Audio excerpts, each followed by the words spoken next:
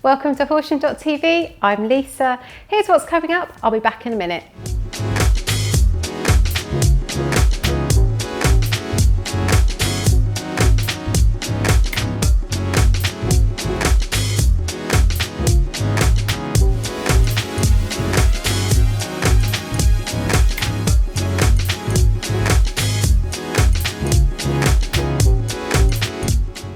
You may have seen that Horsham Film Festival took place very recently and was streamed from the Rec Rooms live.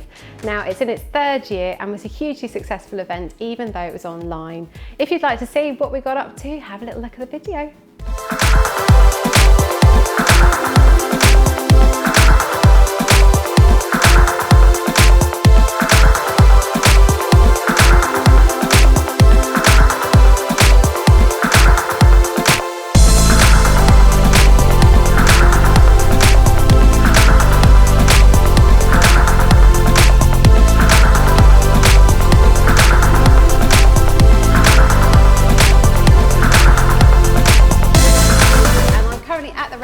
Because it is the eve of Horsham Film Festival and I'm with the lovely Nicola Hume, who is the hostess with the mostess? The mostess, yeah. Mostess, if anything, too much. Too much of the hostess. Anyway, so she's hosting this evening's award, which is very exciting. It's in its third year already. So how excited are you about presenting it? I know we're in very strange conditions. It's not like you haven't got people in the audience, but it is going to go out live. It's going to be a weird one from our point of view, but that doesn't necessarily mean it's going to be a completely different event. Last year was the first time I was involved and I came along and I hosted the Your District Award. Yep. And it was awesome, and this year I got to help judge and now I'm here to host, and if I'm honest, it's bigger and better than ever. Well, just because it's a live stream doesn't mean it's not bigger and better than ever, because it is. Absolutely, absolutely it is. So actually you touched upon the fact that you have helped to judge it this year, so I was going to ask you, how many categories are there?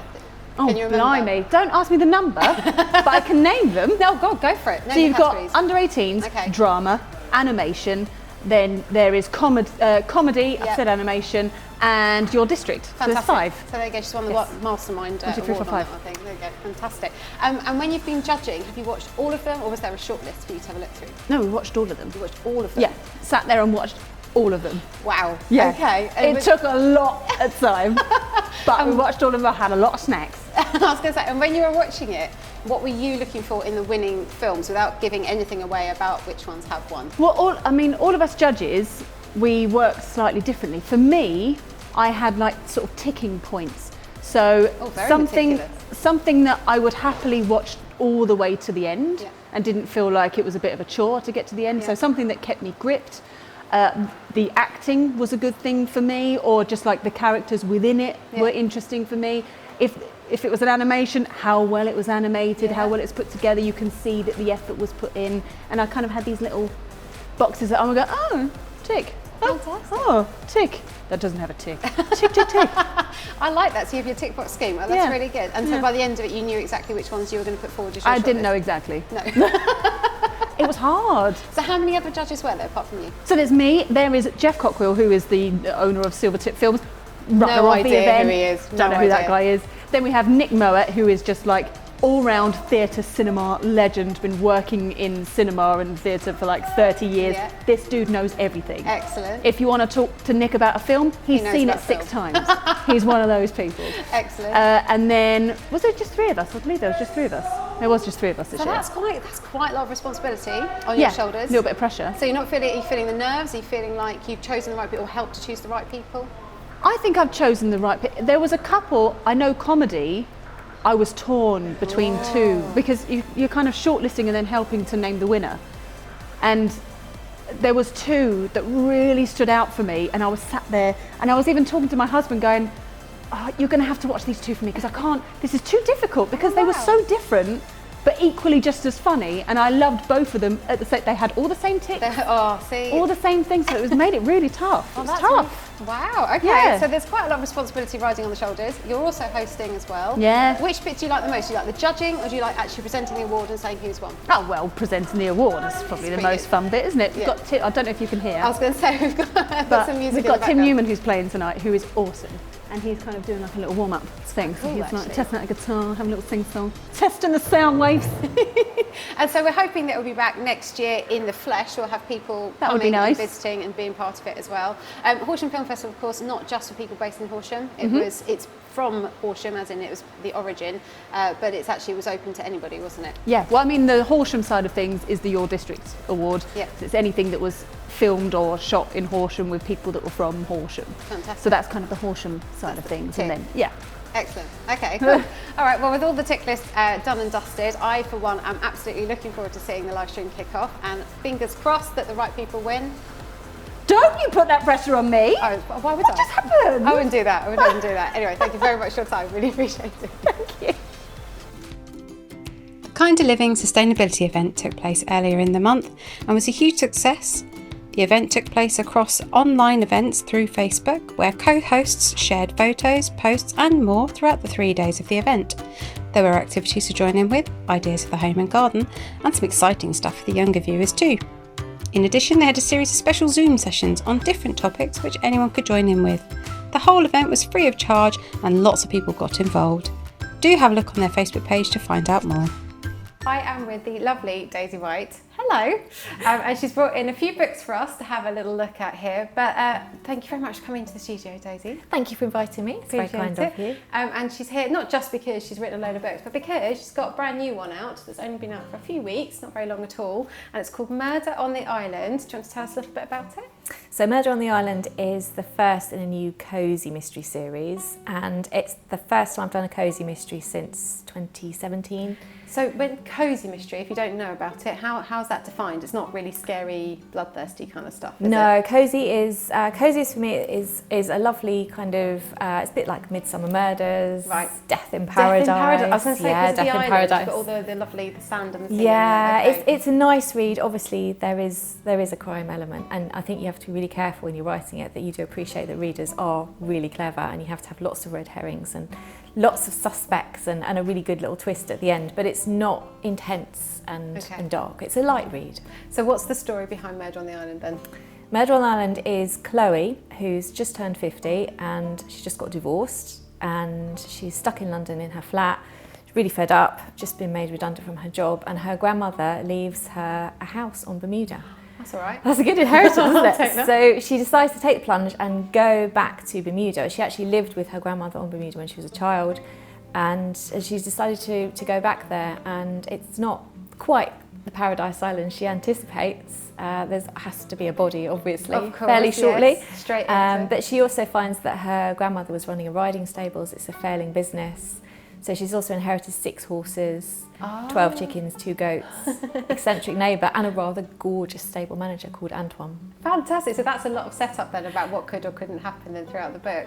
Now, yeah. I need to ask though, how did your research go? If you're in Bermuda, did you manage to get a little trip away? Or? I was really lucky actually that I used to work as cabin crew for British Airways, and Bermuda was one of my absolute favourite destinations. Oh, so it's based on real life experience of actually It being is, there. Oh, yeah. that always comes through far more believably as well in the writing. I tend to Yeah, I think. do prefer that if I've managed to go somewhere, like with the other cosy mystery series, the Ruby Baker mysteries, is set in Brighton. I was born in Brighton. Yeah. So there was a lot that I could do, and I like to go there and explore, and I think you can definitely tell, as you say, you want to feel like the writer has been there and knows more than you do. It's more believable, isn't Yeah, it? I think. Actually, yeah. you touched upon it because this is the one that's out just now. Yep. Let's talk through a little bit of what you've done before and also what's coming next for you as well, because she's a busy lady, this lady, aren't you? You're very busy. So we've got, you write under Daisy White, but also D.E. White. So do you want to explain that a little bit? Yeah, so Daisy White is the cosy crime, and that's the Ruby Baker mysteries and the Chloe Cantor mysteries, which is the first one is Murder on the Island. And then D.E. White is I did a gangland thriller, which is this one for HarperCollins, and also Remember Me, which is a psychological thriller. And I did that for HarperCollins as well. And the D.E. White kind of carries on with this new series that I've done with Joffrey Books. Murder on the Island is published by Bloodhound Books. Also has 3 publishers as well. It's really rad. Wow. But this is my crime thriller series, and that's Detective Dove Milson, and that's kind of midway between the psychological thrillers and the cozies. So it is dark and it is intense, and there's a lot going on, but it's not kind of that gripping tear apart thing of the psychological thrillers. Oh, that's interesting. So you make sure it's clear. So somebody who's really into cosy crime, they know that they're safe with the Daisy Yeah. White ones. They don't need to get too frightened by the other bits and pieces. Yeah, I mean, someone who picks up, I think, Murder on the Island is not going to want to pick up The Forgotten Child, because Sure. it's a proper gangland thriller, and of course you change the language. Yeah. It's very different. You have to be careful when you're writing it. I think readers expect a certain level of things like violence and plot turns and kind of thing, and you have to deliver, and you have to be careful with the different brands. Yes. And you've also got something else coming out soon in June, is that right? I have, so the next thing is in March, Glass Dolls is out as an audiobook. Right, okay. Which is produced by Podium Audio, and they're based in LA. So that was brilliant to hear that recording and hear the actress, and it was fantastic. Is that quite odd, hearing your words that you've no doubt spoken as well and read through and written a million times, having it acted by somebody? It is really weird, and I actually can't read my books when they're out. I just can't read them. And the same, I can't hear them, but I love her voice, and I think she does it so well, that the way that she's building the tension and everything. So I'm so happy. I can't wait for the audiobook to be out. Brilliant, okay. And then in June, the second book in the Chloe Canton Cozy Mysteries is out, and that's called Murder on the Beach. So you've gone straight from that to the next one with about a 2-month gap.